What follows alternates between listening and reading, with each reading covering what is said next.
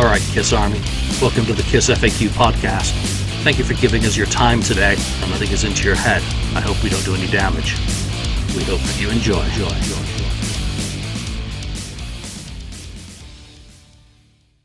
Welcome to episode 351 of the KissFAQ Podcast. I'm your host, Julian Gill. Today we have Wheeze Daniel joining us. Hello. From the Great White North, the one and only, the almighty Marcus Almighty, Mark. Greetings, friends. And the I'd other like one. that introduction, the Great White North. I'm also from the Great White. Well, yeah, and you're even norther. The greater, whiter norther. Yeah. There you go. And then the other guy in California, Ken, 69 Blizzard, the voice of... I can't do that wrestling voice. I probably should. Matt Porter, where are you? Need a good voice. All right, so there's been a bunch of stuff going on in Kiss World this week, most of which will be of no interest to Kiss fans because it involves Paul Stanley Soul Station. But I thought it was really cool today that it was announced that he was going to perform with Soul Station at the Detroit Music Awards. I think that takes, I've said it on other episodes about Paul's project. I know people either love it or hate it, and there seems to be no in between. I think that takes a giant set of cojones to go to Detroit, Motown, with his soul band, and perform there, and we'll see how it goes. You know, kudos to him for having the guts to stand alone. The stallion is in the kitchen, ready. Oh, wait, I'm not going there again. I think it's going to be a video performance. It's going to be a video performance. Yeah, it's still the demographic. He's going. He's going into the Lion's Den. Whether he's physically going to Detroit's a different matter, but he's going on a soul, Detroit Music Awards show, which is about that. So, more power to it. it. A lot of folded arms there, like, Do they show that? Impress me, Do they show that on TV anywhere, other than maybe Detroit? I don't know. I've never heard of that award show before. They made it up just for Paul for this. Oh, that's it. No, it's actually it's going to be performing, as Ken has already mentioned, via video at this year's Detroit Music Awards. It's going to be streamed on Facebook Live. It's the 30th annual celebration of Detroit area music makers, and it's going to include additional performances by no one whose name I recognize. Oh, and the Supremes memorial tribute to the Supremes, Mary Wilson, and saxophonist Alto Reed. Both of those names I do know, so yeah, whatever. It's cool. Alto Reed? That was his name? Yeah. Isn't a saxophonist named Alto Reed. Clearly, you get it. You get it. Very good. Okay, some people wouldn't. But the tuba players will not get that reference. Right. All right, moving on. So this week's show, I specifically requested that we don't do anything that takes effort. Therefore, we're going to topics from the board and some of the things that Kiss fans have been discussing recently, and some of our own topics that we want to discuss, but just, rapid fire. We're not going to analyze and do any math. We're not going to pull things apart. We're just going to be critical of what people are talking about. Ken, one of the ones that you posted that did catch my attention was, of course, Cheap Trick's Robin Zander. Tell us about that one and what we're going to talk about. Yeah, there was an interview out there with Robin Zander, and somewhere along the line he came up, and Paul's name came up regarding the need to record music or new music. I guess particularly Kiss, and Robin Zander says we don't do it for the fans. They do it for them, themselves, because they're an artist, and they just do it because it's part of their blood or whatever you want to call it, but it's just something they do. So he kind of called out, I guess, Paul. I don't know how his name came up, Paul's name came up, but it was thrown out there, and so people were chatting about it, and I thought, yeah, well, and then I started to think, well, Paul did do something, I guess that Soul Station, right, and he recorded some new music there, but why not do what he originally intended on doing, doing Kiss stuff, a rock and roll band. That was his real passion. I think maybe he's just lost his passion, except for hasn't lost the passion for making money. Well, he's not making much of his relying on Soul Station. The actual quote from this show was Zander said, I think the difference is that we make records for ourselves, not necessarily for fans and stuff. We've always made records for ourselves. I think if we stopped making records and stopped writing songs, we'd probably quit. That's the point. That's the way we look at it. Paul, he'd just as soon rest on his laurels and go out there and play and cash in. But I just don't feel that way. That's all. Daniel, what's your thoughts on that quote? Well, I think it's wonderful of Robin Zander to be so being able to tell it like it is, because no one ever talks back to Paul Stanley or says something against his will, I think, these days. And if you do, you're immediately banished from his realm. Blacklist. He's on the list. Blacklisted. Yeah. So yeah, he surely is on the list now. But I think when it comes to Paul Stanley, I think he did his passion project, and it was Soul Station at this time. Maybe when he sees the numbers and the attendance figures later on, he might change his passion, because one of his passions is actually making money, and that's why he continues with Kiss. I think he's lost passion for writing new Kiss songs a long time ago, unfortunately. I still think he would be able to write a couple of real good ones if he put his mind to it, but I just don't see it happening. Mark, what about you? Do you think that Robin's going to be disowned by Paul if they had any relationship on the side for daring to say something like that? Or that Paul's going to say, well, they're a different band.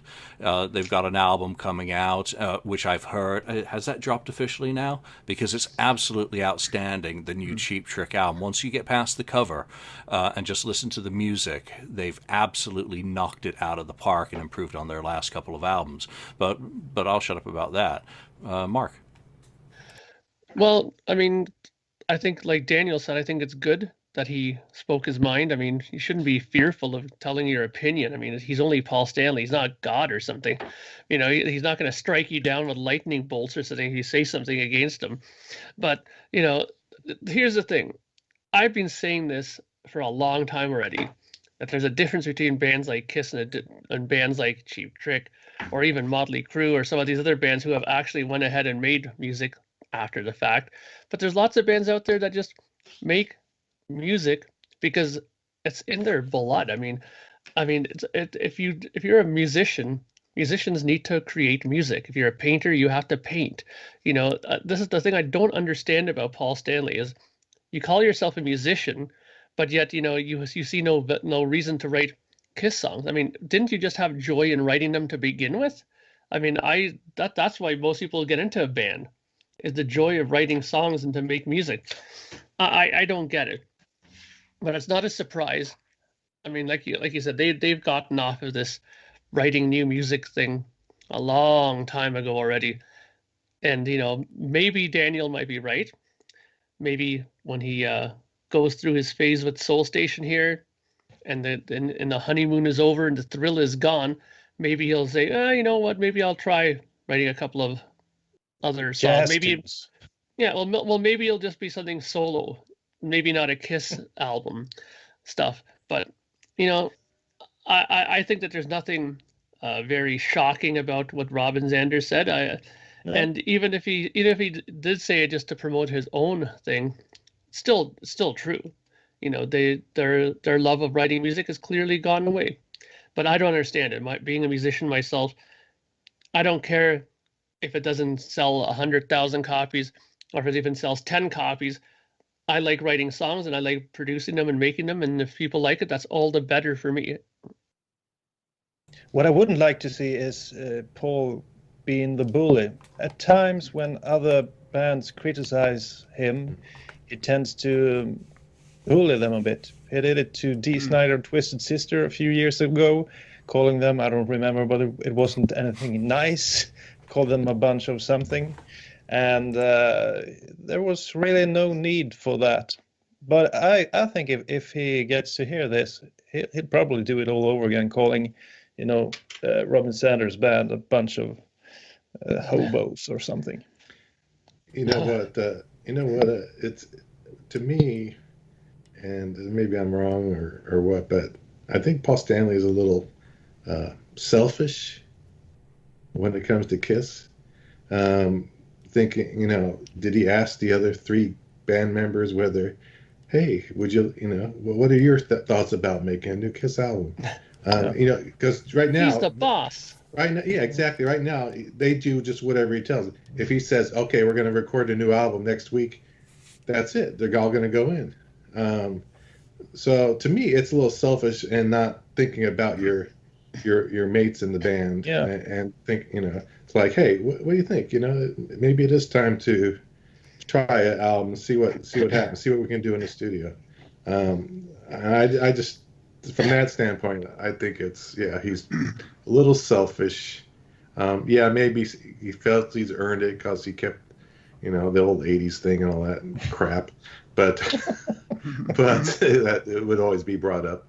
But it just comes off as a little selfish to me. What would be awesome?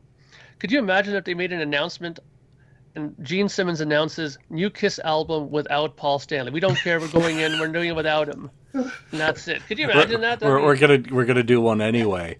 But yeah. Dee Snider and Paul were getting into it because Dee had gone all drunk bastard and criticized Tommy and Eric wearing the makeup of the previous members. So Paul came back and said Snider's always been a wannabe and desperately wants attention and to be taken seriously, and that will never happen because he's obviously clueless in that he and his whole band are a bunch of buffoons. Buffoons, that's the word. Yeah, Wasp and Twisted Sister in the early 80s were basically Kiss without makeup. Twisted Sister was a completely different beast. Street band. I mean, they were Dictators with a bit more makeup. They were halfway between Dictators and Kiss. They were a great band in the early years as well. But Twisted Sister did the same thing that Kiss did. Kiss with I Was Made for Loving You, a great hit, but it killed their career for a few years. Leader of the pack. Yeah, but I think they killed it with We're Not Gonna Take It and the videos to We're Not Gonna Take It and I Wanna Rock. Even though it was their big breakthrough, you couldn't really take them serious. They were like a lot of fun, but if you listen to the previous records, they were awesome club band, very dark and sinister, and that totally, completely different stuff under the blade. Oh, that's a good song as well. That's a great. I love that album, and I like the original mix, which is muddy and dirty and nasty and gnarly. Wrong podcast. As usual, it's so easy to go off on a tangent. But Dee Snider made the mistake of going to the PMRC hearings and appearing intelligent on TV and ruining all credibility whatsoever because he wasn't Frank Zappa. Frank Zappa did it deadpan. Dee Snider went in and declared his religious affinity and being married to his high school girlfriend and being cleaner, the guy who was singing Sin After Sin. Yeah, okay. So and then of course they did some pretty bad songs on Come Out and Play. So yeah, there you go. All right. I don't know.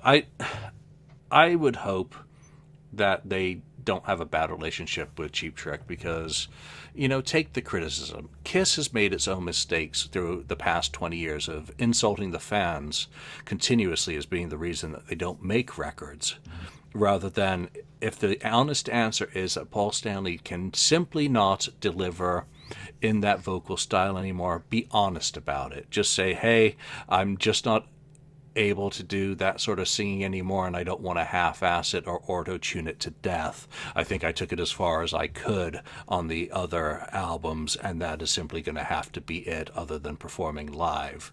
And, be honest, for just for once. Don't try and deflect and blame someone else. Don't attack Robin Zander for disagreeing with you, because he's had a career that's gone from 1974 as well, so he has just as much longevity in the industry, and certainly enough credibility to stand behind making any statement that he wants. And don't discard him as a friend because he said something that you don't agree with. You don't have to agree with your friends all the time, or else you're not really friends. No. Exactly, but I think it's very unfortunate, because the few glimpses we've had of this lineup in the studio, they seem to have a great time together and seem to be able to connect on a high level, and enjoy themselves in the studio. And there didn't seem to be much effort into getting songs written, and they did it together. So I think it's very unfortunate, because they could have put out a lot of albums if Paul wanted. Is anyone a fan of Queen's Made in Heaven, which was, of course, their last album pieced together with Freddie Mercury's voice? Obviously, that was slightly different. That a lot of that stuff he was singing in the studio, while he was dying, in essence. Could not Kiss do a Made in Heaven type album where Paul's voice made in heaven, where they go back to demos that he has sung the lead vocals for and re-record the backing tracks for, and then Gene writes all new stuff for him, and Eric and Tommy get to sing a song each, and then have an album, so Paul's heavenly voice is being dialed in from a time gone, maybe seasoned with some vocals where appropriately can be put in, and Gene's stuff is all current and new, and then you get the Kiss album with all the vocalists. I mean, would that work for you as a possible solution when we talk about, and that's only if the voice is the single blocking issue preventing him from ever wanting to do another Kiss album, other than there being any other issue, say, as being forced to work with a producer? Ken? Yeah, maybe. If they could, if it's clean enough and they could use a strong vocal, it might be a little weird with a younger Paul Stanley voice coming out and an older Gene Simmons voice coming out on the same album. Something like that. I don't know. I mean, would you get Jeff Lynne to produce? Eddie remember Craig. the Beatles? Remember the Beatles thing? Free as a Bird. You need a kick-ass engineer for that project. Just get Eddie. Yeah, I know. But it potentially could work. I guess it's better than nothing. You get a Kiss album, and there's some strong unreleased demos of songs out there that, like Smoke and whatnot, that could be used. Yeah, it'd be pretty weird to hear those.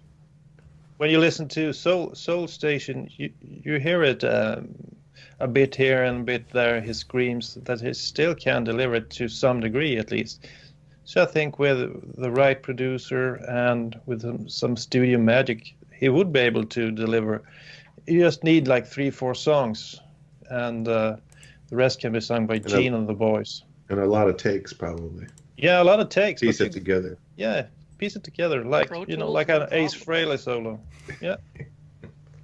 Well, Mark, Pro Tools, how much of a problem would it be to take those analog? Well, we already know that you can take analog into digital, no problem, and throw it into Pro Tools, because they've already used the class system as a recording methodology previously, and it's no really real different process than taking those multi-tracks individually and realigning them. Do you think it would fly? Oh, of course it could fly. I mean, nowadays with the technology, you can take any of that stuff and do whatever you want. I mean, I think Jimi Hendrix has released like 7 albums since he was dead, so you can do all kinds of stuff with that in mind, and there's lots of stuff that we've heard in demo form or unreleased form, like Sword and Stone and all this stuff that could you imagine if they actually went in and did a proper version of that song, for example? I mean, come on, that's a great song, and they already have a good vocal track of Paul doing it, and just re-record everything. And there you go. I mean, like I said, with the Pro Tools thing, back in the day, when I was in Piledriver, actually, they had this song called Last Day of the Week, spelt like not day of the week, like as in like a day, but the week, like a weak person. And they had this completely different music to it And Gord, the guy who's the main guy, Mr. Piledriver, he sung this melody that he really liked, but he hated the music. I took it, found the original tempo, which was like 136 beats a minute, put a click in, put his vocal to the beat meter so that it was lined up perfectly, and rewrote an entire totally different song under it, and broke up his things into verses, chorus, stuff like that. Showed him the song, and he was absolutely flabbergasted. I think he gave me like 7-8 beers, and like, come on, I'm really happy, dude. Like, and I was like, I couldn't even drink anymore. He was like filling me to the brim.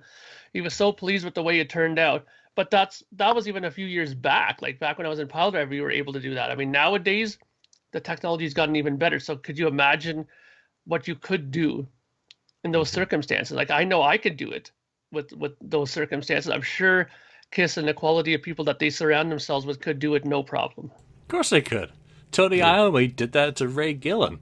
Eternal Idol just took off his voice, so taking off the music's nothing different. It hasn't been Ezra'd and mixed down. So, as long as they've got the multi-tracks from which to work, and the vocals and the gang back vocals and anything else that they'd want to keep, because, if there's an Eric Carr drum track on that, they might want to use that as an additional selling point if they're going to do it. So, it could be done. That would be kind of interesting. All right, let's move on. Let's go to one of Daniel's. I'm not touching the 1992 soundboard recordings one, but your low point with the band, Daniel. You're always so happy. I mean, you do nice Photoshop too, by the way. Congratulations on that. That's the worst picture I've ever seen. It's severely disturbing. And I'm only speaking about myself. It's very disturbing. What was your low point with Kiss? Well, my low point with Kiss, I guess, was has to be somewhere in the early to mid 2000s, after the reunion era, and I started losing interest. I didn't like Psycho Circus, and I thought Peter Criss just sounded awful, especially when having Eric Singer for a few years. It was not the same. And Ace Frehley, well, he wasn't like the Ace Frehley of old. So they felt old and tired for a few years. And then Eric came back in the band, and I thought, well, now things are starting to heat up. But then when they brought in Tommy Thayer, I distinctly remember I was in shock seeing that guy in Ace's makeup. I was one of those guys. I didn't think I would ever accept it. So I actually stopped listening to them for a few years, quite a few years. I guess from 2005 to maybe 2009 when they released a new album, and that shows you the importance of new albums, because when they released a new album, this Tommy guy seemed like the real thing. I mean, he was on some studio tracks, and he made a name of himself. He wasn't just a clone. So then I started to get back into band, and I guess after a few years, the whole makeup thing with Eric and Tommy stopped mattering to me. It didn't matter anymore. So those were my low point when it comes to interest in the band. Yeah, I wish those issues had stopped mattering to all the people who've continued to bang on the band for the 20 years over the makeup. Eddie Trunk. Well, he's not negative. He doesn't go out of his way to destroy, put down, attack the band with it. He's just firm in his opinion about it. Very firm. Whereas a lot of the people who on the board, come into every thread for the last 10, 15 years and say the same thing and just do everything they can negatively. It's like, Eddie only brings it up when it's mentioned. Well, I think Eddie Trunk is a bit harsh when it comes to the makeup thing anyway. I mean, they have done some stuff with Tommy and Eric in the band, and just because they wear Ace's and Peter's makeup, I don't think that's a reason enough to just stop completely listening to the band and refusing to go to concerts. But maybe if you're a diehard Ace Peter fan, that's the way you react. I don't know. Well, there's a lot of them who believe that. Mark, what about you? Have you had a low point with the band, and how did you survive it? Well, actually, my low point was around the same time as Daniel. It was around 2003 or so. I had stopped kind of getting into listening to them. I also didn't like Psycho Circus. I went to the tour. I thought it was fine. Then they announced a big farewell thing. And I thought that, they'd be gone for a while. I always had that thing in the back of my mind thinking that they would probably come back, which they did. But the thing that I found interesting when I went and thought back to this was I had totally lost interest in the band completely. But then something happened that re-kickstarted it a lot. And that was I had started listening to, different podcasts on YouTube and stuff like that, and on the internet, and I discovered a podcast, and I think it was when did Sonic Boom come out? 2009? Was that when Sonic? Yeah. So I think about a year or so before, I discovered Podcast. It was a relatively new podcast at the time, and they had all these great episodes at the very beginning. Like they had like a thing about Creatures of the Night, and they had a whole bunch of like album specific episodes, and they had like this Devereaux's basement where they would go and play lost demos that they had that some people might not have heard. So you'd hear like the drum track of Eric Carr from Sinner or something like that they would play on the show. And I was like absolutely fascinated with this stuff because I was never into the Kiss bootleg stuff, so I didn't even know half of this stuff was around. So I would listen to podcast religiously every week. Then they had the big Sonic Boom is coming out. They had a live episode that time when it came out the day of.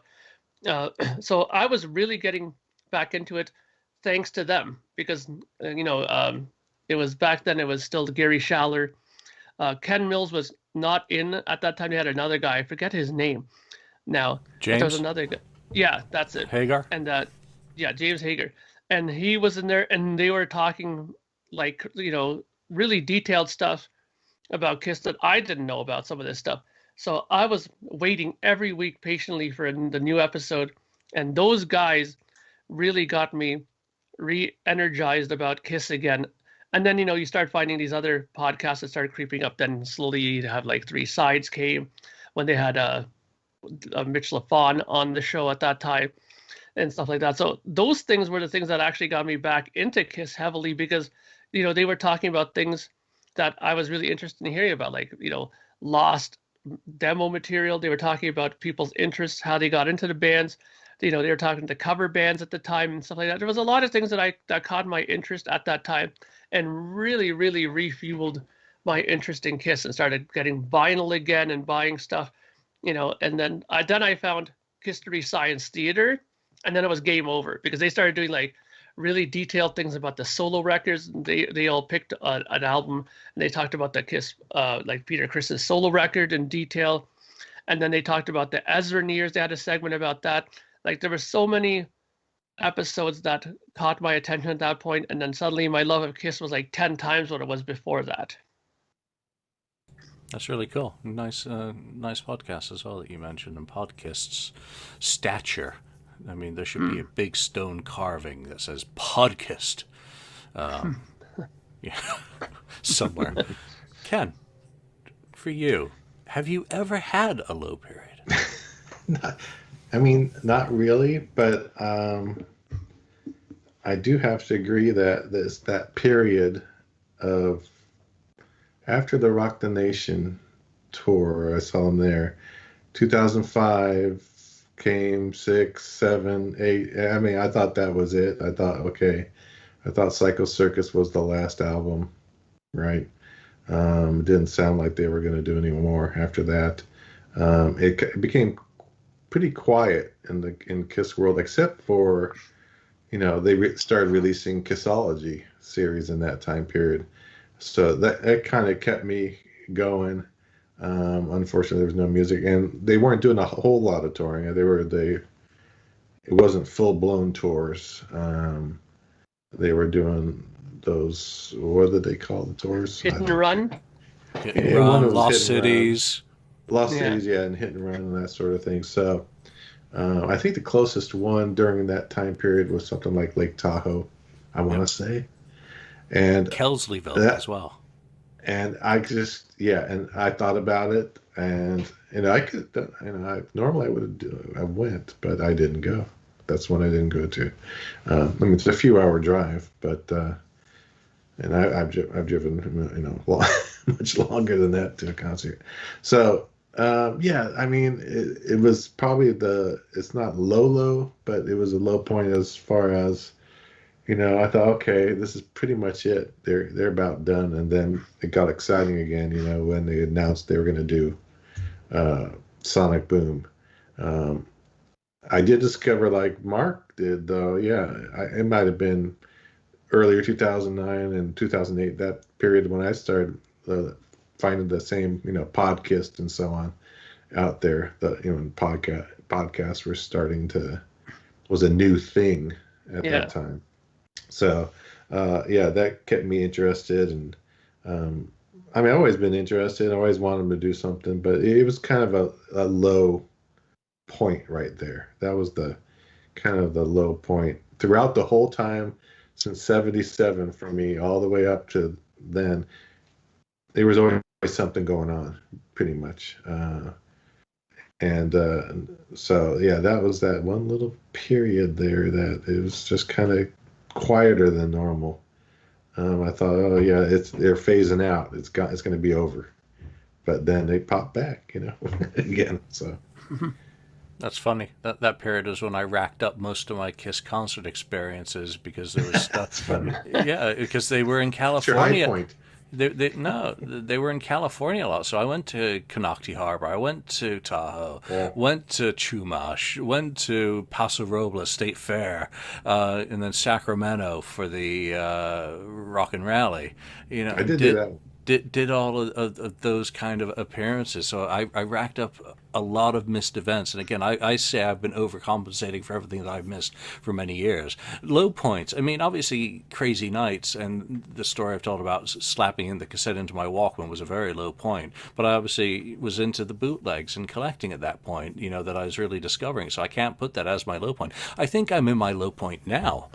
To be perfectly honest, that it's the hangover after that show in Oakland, which again was such an incredible, Paul Stanley, the King of the Mountain. Well, at the top of the mountain was that kind of experience, which was incredible. And then everything that came after it's been just pretty dire, and fan behavior on the board and on Facebook, the community's fractured and everyone was fractured by COVID and all the politics and pandemics, and I'm just worn out at this point after 25 years of running websites. I'm just so done with it. I don't have anything to look forward to in some ways because nothing will ever top that Oakland experience, and I hope it does. I hope nothing comes along that could possibly top it because it was so good and it was so much of a bookend.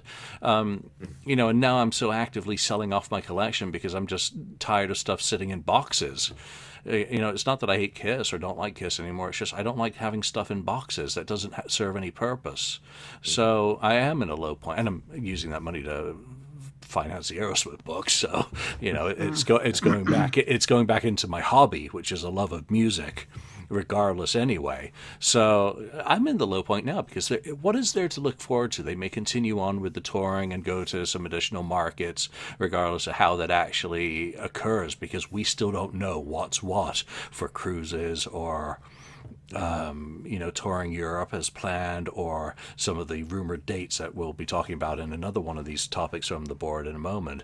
I don't really look forward to any of that. I don't care about the last show because there's going to be so many fake-ass people there that it's going to be like a communion of the intolerable. There's going to be so few diehards and so many rich people there just for the experience that I almost don't want to even be tempted by going to that because I can't stand those people and don't really want to be in the same zip code as them. And the diehard fans, I think would be a very minority, and it'll be such a prize gouging fest that I'm just done with so many of the things, even though I know I've participated in some of the price gouging events, such as the Vault or the Kiss Cruise. I've done them. So I'm in a low now, but it's it's of my own doing. I've definitely overcompensated over the last 20 years by all the shows and travel and things that I have done, and now there's nowhere left to go except down. And you know what? I barely listen to Kiss these days. I put on Unholy the other day, and I loved it. I will say that. So I don't listen to them as much as I did. I'm still interested in the audio side of things. That will never stop. But you go on Facebook and you see the posturing and the pomposity and the arrogance and it's like, you fuckers aren't in the band. You're just fans. Get a grip. I'm so done with all the scene and all the people that I've had to ban multiple times on the board. I'm not going to say you've ruined it for me. I've just moved on from there because I had a great moment that will never be topped. And who knows? It could all change tomorrow. Yeah, but I think it's true for a lot of fans or people in general. I mean, Earth is at a low point at this particular time, with the pandemic. So it's hard to feel the enthusiasm that you felt a few years back. I mean, everything is changed, and of course, it doesn't feel good. So I think that's a natural feeling. But if you compare today with, like, let's say 2005, they don't have an opportunity to do a lot now, while they had that back in 2005, but they didn't do a lot. So I think that's a big difference. Of course, it's a low point for the band now and for fans in general. But it's unfortunate to hear that the board seems to be more of a burden than something. It's a complete fun, burden. actually. It's an absolute buzzkill. I mean, That's look at the deplorable shit people post there.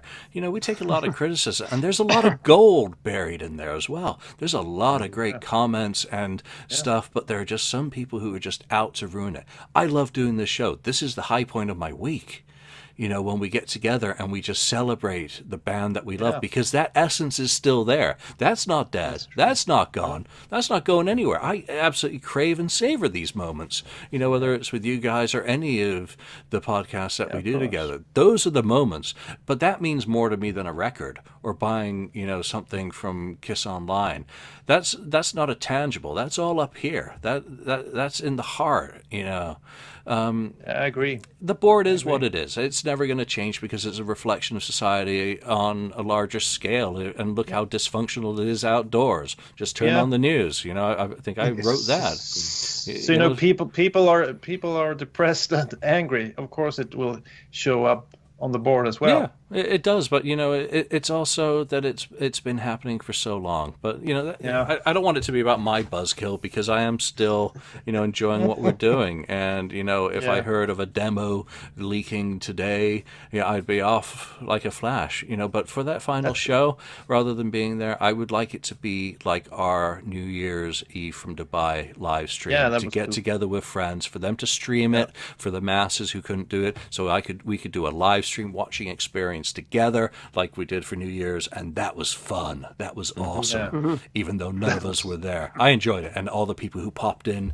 as well to join us throughout. Yeah, that was cool. That was fun. That was cool. That was a high point. It was the closest thing you can get to a concert these days. I mean, you had almost the same feeling, watching it with friends. So I think hopefully they'll do something similar again.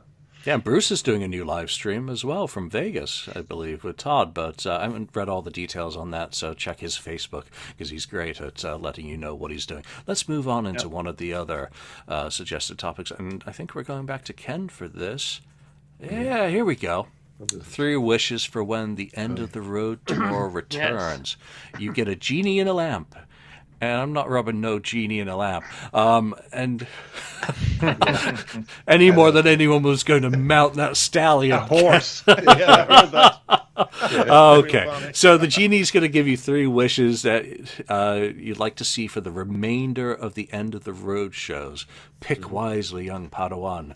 Wishes can come true, but they might not be as great as you think they'll be in your head. All right, Ken, your topic, your idea. Get us started with it, and then we'll go to Mark. That subject, that was on the board. Either yet today, it was a new, or the last day or two. And I saw that. Oh, yeah, that's kind of interesting.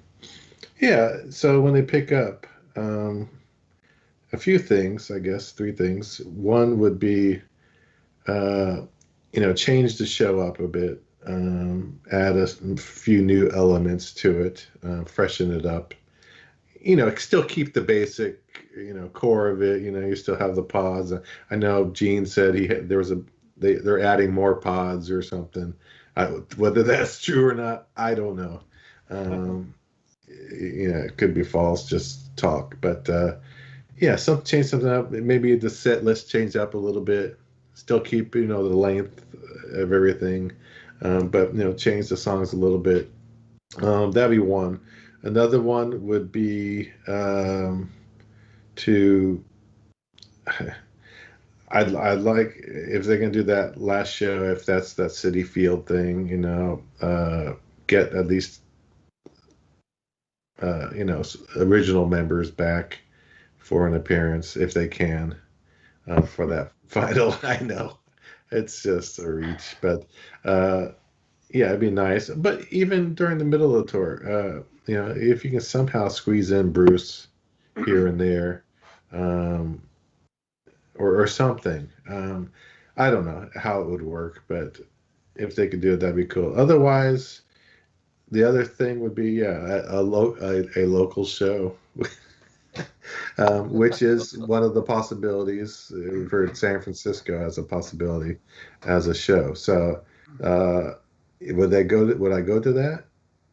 Yeah, I will definitely go go to that. It's not far away. It's really close to Julian. So, and it's technically pretty close to me too. So, yeah, that would be the other thing. I hope that actually comes, happens. So.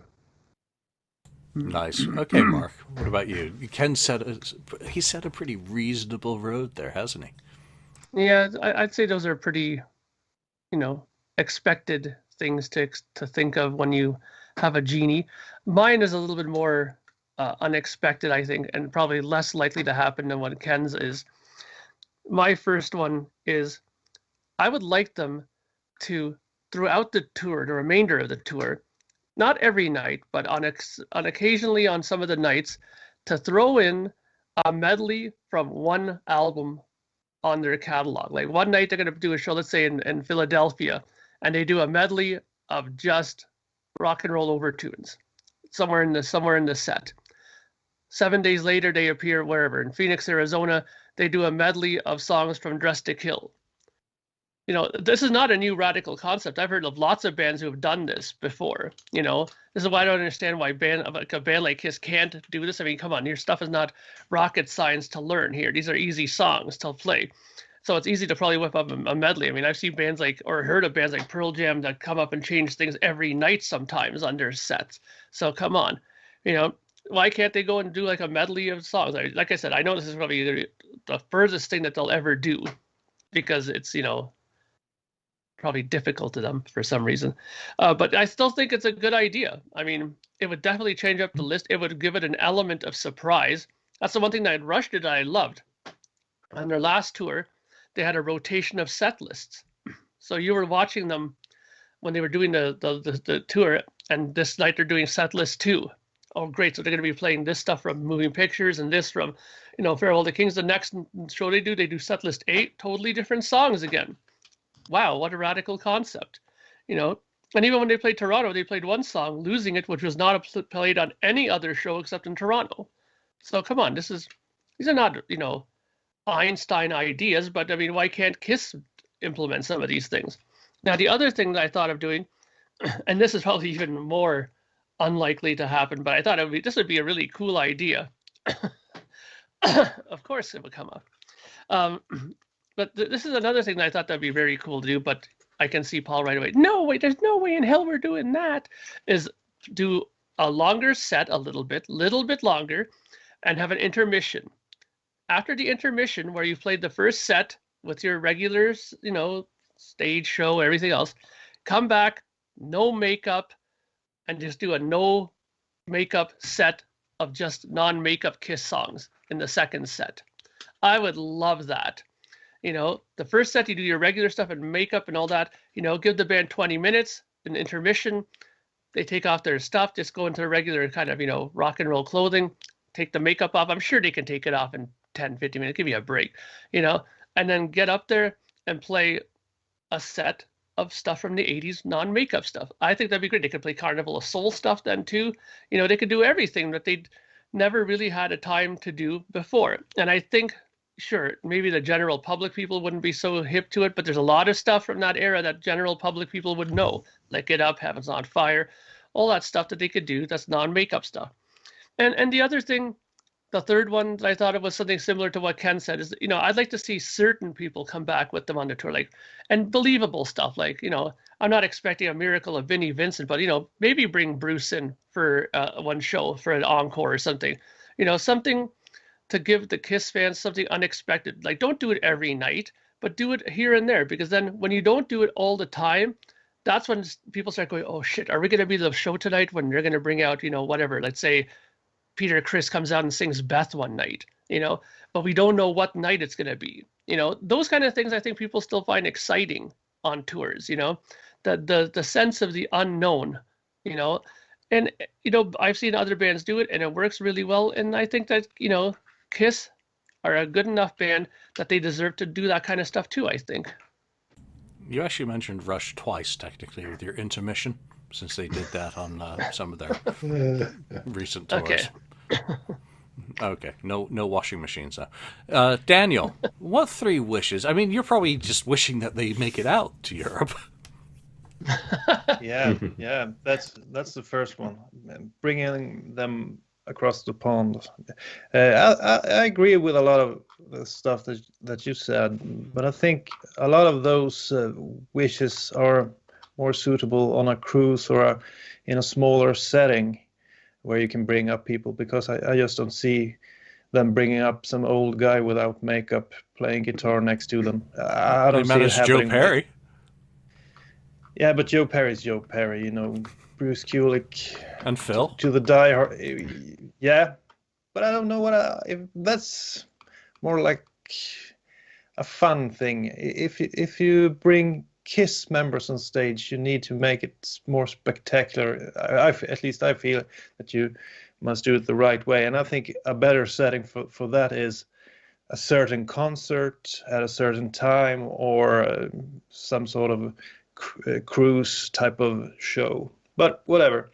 The most important thing, I think, is to change up the set list, of course. And you guys mentioned it. I need to hear more stuff from the 80s and early 90s. I would like to hear a lot of that, or change around the songs. And we all know the problems with getting vocal tracks along some of goes along with some of the songs. But that's one thing that would be exciting. Another thing I think they didn't really do this time around that they did the first farewell tour is pay homage to their past more, like have create videos that shows. There you could see Bruce Kulick and Eric Carr on the big screen, and maybe playing some licks from All Hell's Breaking Loose, and then you see Eric Carr on the drums on the big screen. I think that would be very suitable and not a hard thing to do. I think they can pull that off. So, and another thing is to bring elements from tours of the past. They had Sam the Serpent, for example. That was pretty cool. Why not something like the Tank somehow? Bring that along, and stuff like that, just so the diehards can, get excited and make it look cool on stage. So more homage to the history of the band, and a more, at the end of the show, I want Paul to say farewell, we love you, and all that kind of stuff. So it feels like it's the end. He did that on the tour back in the early 2000s. Now it's just more like a regular show. But I think there's not a whole lot you can do about the show. But of course you could add some effects and stuff. But those are 2 things you can actually do. Pay homage to the history of the band and work the set list a bit. Some very, very good ideas there, and I hope they do get out to Europe and to Australia, for I think fans. they will. Yeah, I hope it does happen soon for all of you that have been patiently waiting and have been teased and bought tickets and gotten refunds and been teased and then etc. Rinse and repeat. My three wishes, Well, they've done this before, and I'd like them to do it again.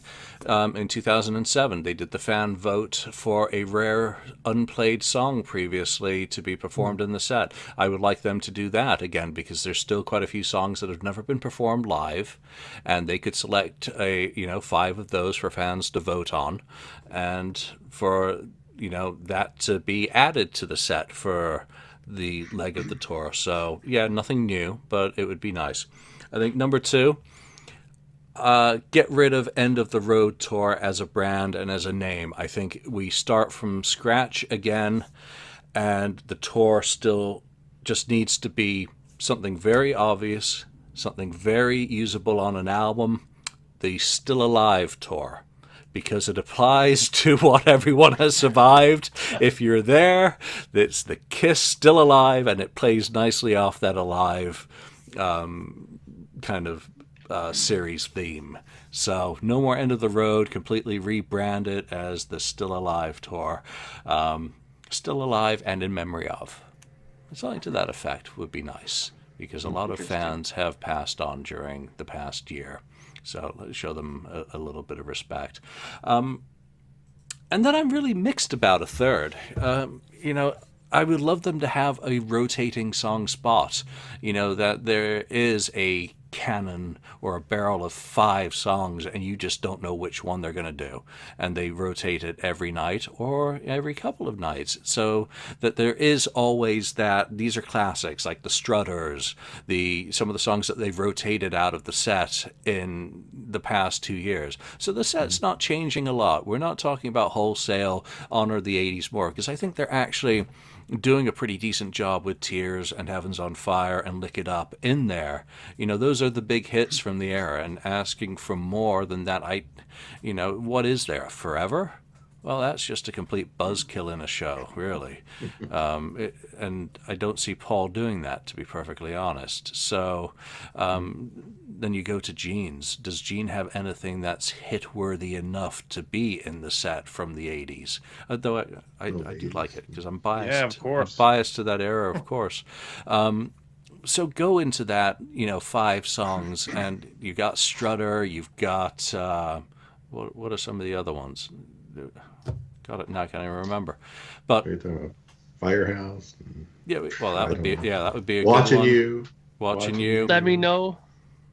Let Me Go, Rock and Roll. Or was it? Did that? I can't even remember now what stayed in. But there are songs that have been dropped off the set over the past year. Just put them in and have that randomized slot, and be religious about randomizing it. Because the static sets, yeah, they are what they are. But if you have one, it's gonna, have them all be roughly the same length. You don't have any massive issues with rejigging the set. It's all computerized anyway, so there's really no excuses for it anymore anyway. And they've got auto cue and all the other tricks going on. Just do something so that the set is never the same 2 shows in a row, unless someone's sick. Just anything. And you've always got that rare song. So that's what it's about for me. And Ken mentioned the show at the Chase Center, and all those dates are currently rumored. I don't know the source for that. Little birdies tweet here and there. It may or may not be the case. I'd totally go. No reason not to. Even if I'm in a low still. It's walking distance.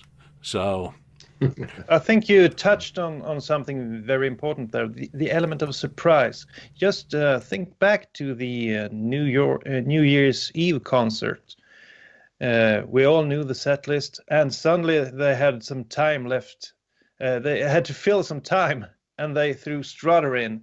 And if you go back and watch that episode and watch the reactions from all of us, you see what the element of surprise can do. So I think that's an important thing that they could add. Surprises a little bit anyway.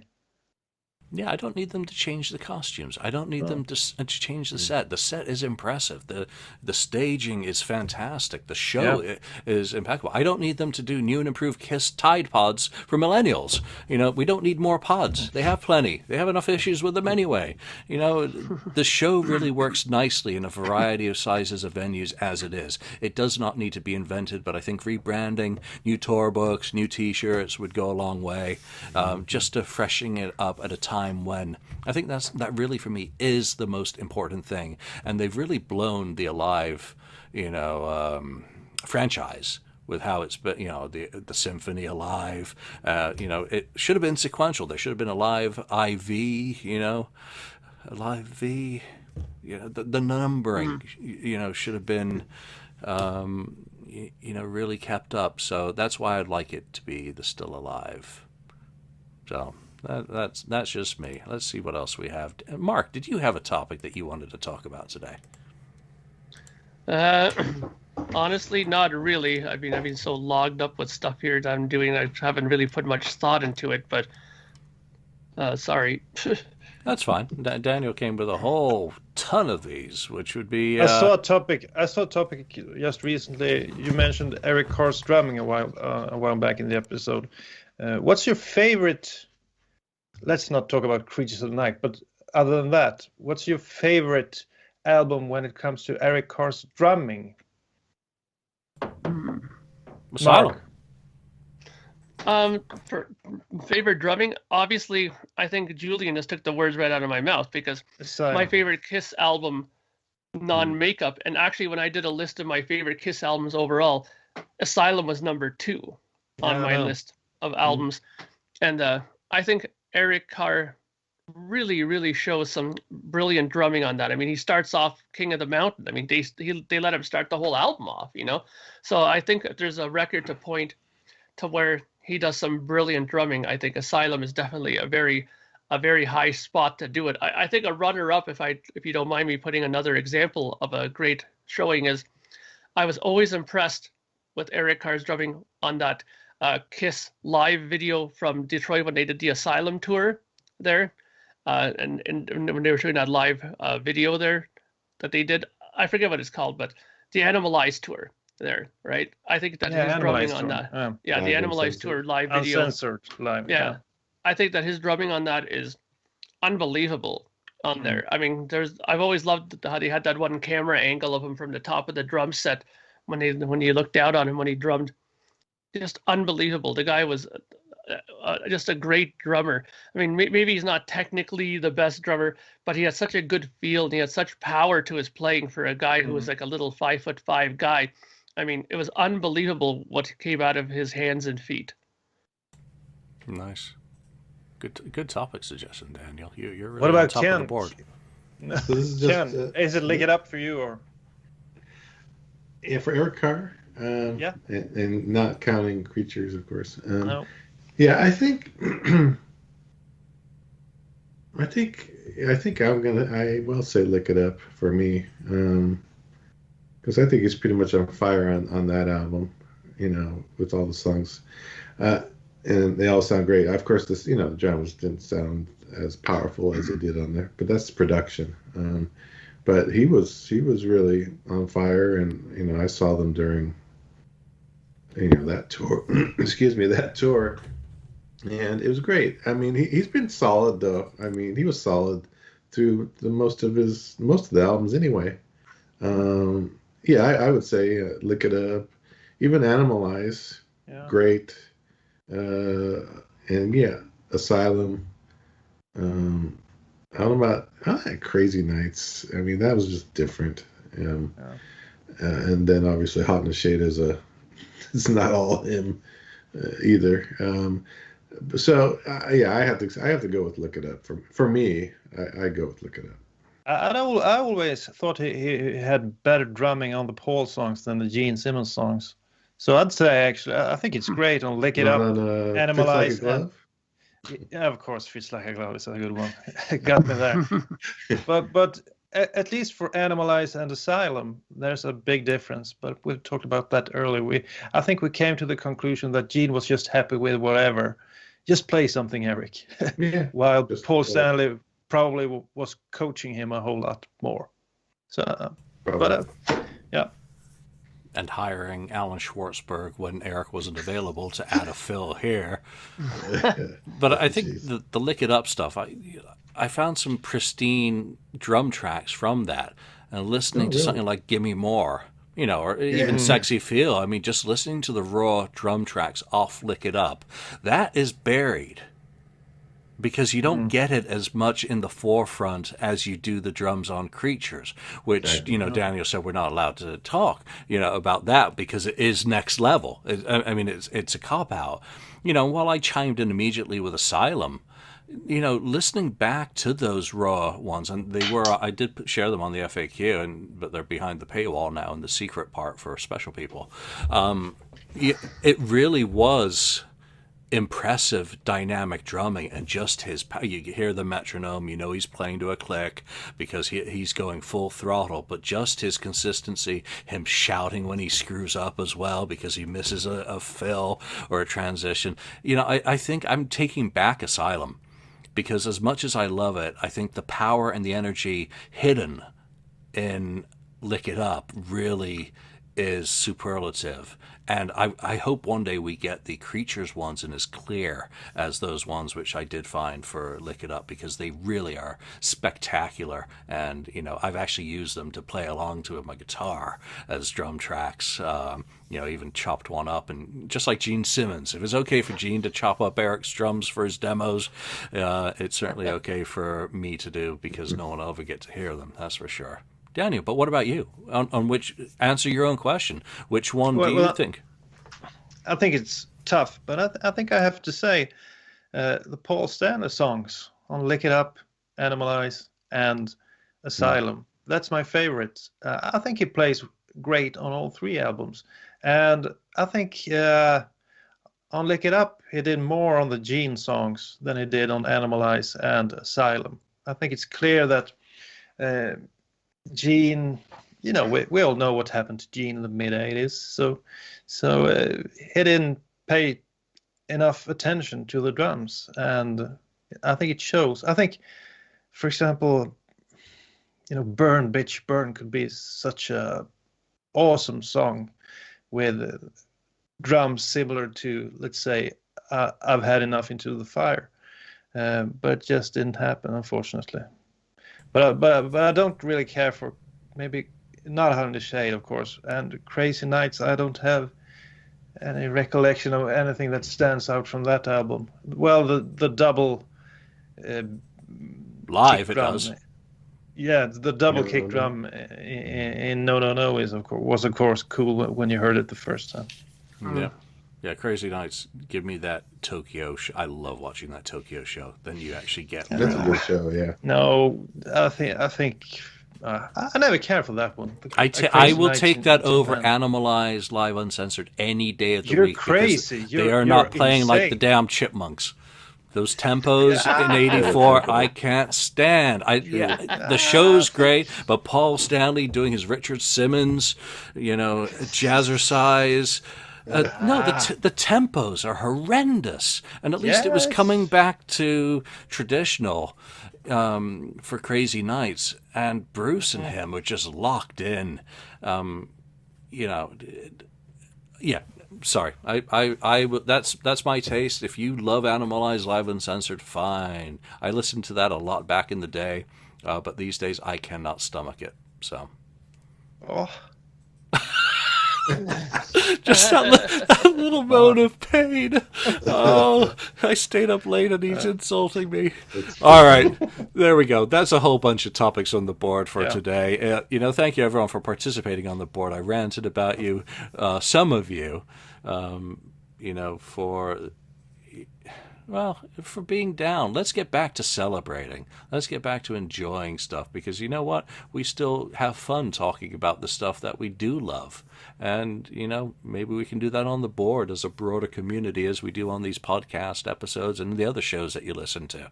Because it's all coming from the same place, that we're fans still of a band. And thank goodness they're still around to entertain us, because it's not the same for people who love Rush. They're never getting another album no matter what. That's right. Yeah.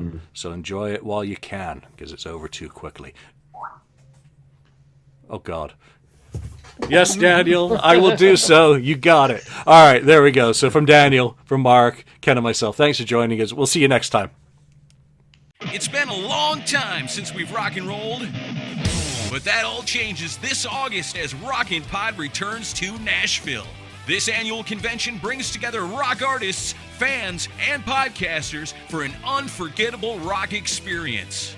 Special guests this year include Billy Sheehan, Ron Keel, Don Jameson of That Metal Show, and current and former members of Winger, LA Guns, Accept, and more.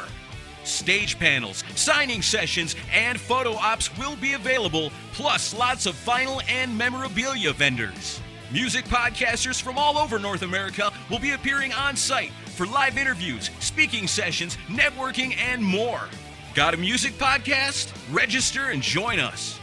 Rockin' Pod Weekend kicks off with a pre-party featuring former Tesla guitarist Tommy Skio and his new band Resist and Bite, making their debut performance, as well as a rare hair set featuring surprise guests performing all-time classics. Rockin' Pod Weekend takes place August 6th through the 8th in Nashville, Tennessee. Tickets, VIP passes, podcast registration, and discounted hotel rooms are available now at rocknpod.com. Rockin' Pod is brought to you by DBG Productions, Bradley Entertainment, and Incaptia.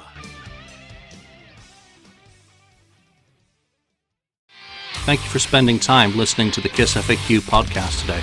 All sales are final, there are no refunds. If you'd like, look us up on Facebook or come over to the KissFAQ message board and discuss the topic we've broadcast today. Don't forget to rate us on iTunes, Spreaker, or wherever you've listened to the show. We hope you'll join us again.